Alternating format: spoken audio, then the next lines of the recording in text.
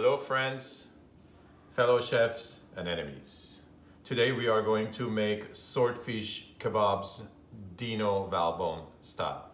What we have here is 1-inch thick steak swordfish cut into cubes. You want to make sure you cut your fish into even pieces so they cook evenly. We have some red peppers, yellow peppers, and green bell peppers. We've cut this into little cubes also. You want to make sure that you cut your peppers large enough that the cooking time will match your fish. Here we have some red onions. Again, same things. You want to make sure you cut them large enough to match your fish's cooking time.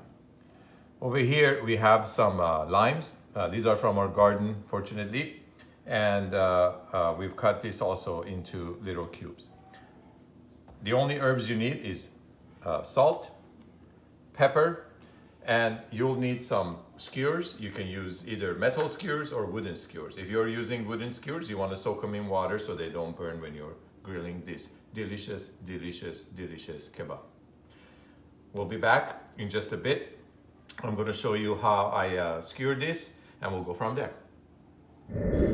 There is no hard, set, fast rule as to how to skewer this, but I'm going to show you how I do it. Okay, I will start with a pepper, followed by an onion, and I kind of crisscross my peppers and onions. I'm going to take a cube of fish. I love putting my limes next to my fish, especially if you're going to let this sit in the refrigerator. You're going to prepare this ahead of time. The limes contacting the fish marinates it more. And again, there is no hard, set, fast rules. You can follow that up with another pepper, another piece of lime. Gotta be careful with this. Don't jab yourself. Take another piece of fish, a couple of onions. Crisscross the onions here, another piece of pepper, and you kind of get the idea where this is going. Again, do it the way you like it. Okay, I like to crisscross my onions again. We got our fish. I try to cover my whole skewer here, and another piece of, oops, that one got away, lime. All right, and then we can probably perhaps fit another piece of pepper right there at the end. All right.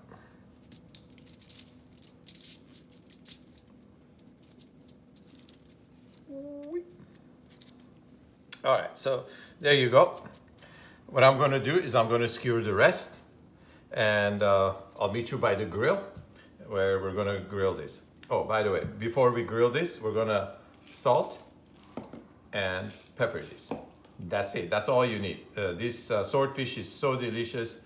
The veggies are so awesome that you really don't need anything else to enjoy this dish. Meet you by the grill. So here's another shot of it right before we go on the grill. You can see this looks absolutely gorgeous and delicious already.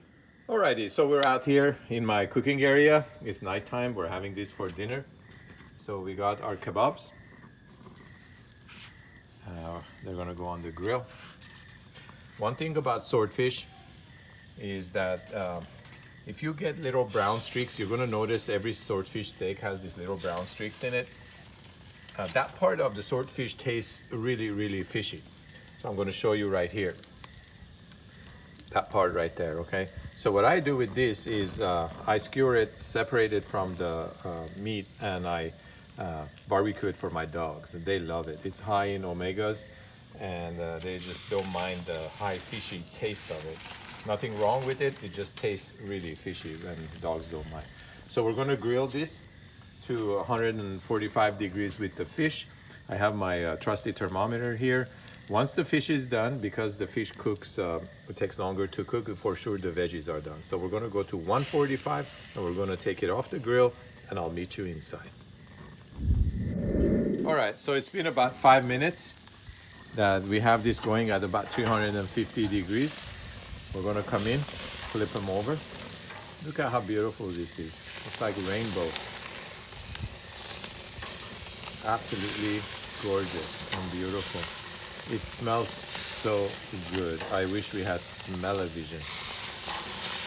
And if anything falls off your skewer, don't worry about it. You can always pick it up later. And here's the puppy's part, right there. All right, so we're gonna close this down, let it go for another 5 minutes, and we'll check the temperature. Okay, so it's been 5 minutes on each side.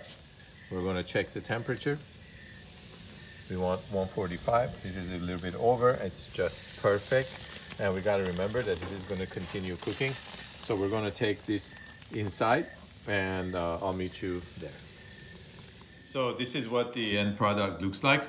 You can enjoy this with many different sides. You can enjoy it with side of fries. You can put this on a salad, or the way we're gonna have it tonight is with our crispy smoked basmati rice with crispy potatoes, which I'm gonna put a link at the end of this video, and you can see how I make that. Live, laugh, love, be kind, be humble, love animals, be good to each other. Be the change you wanna see in the world. Enjoy.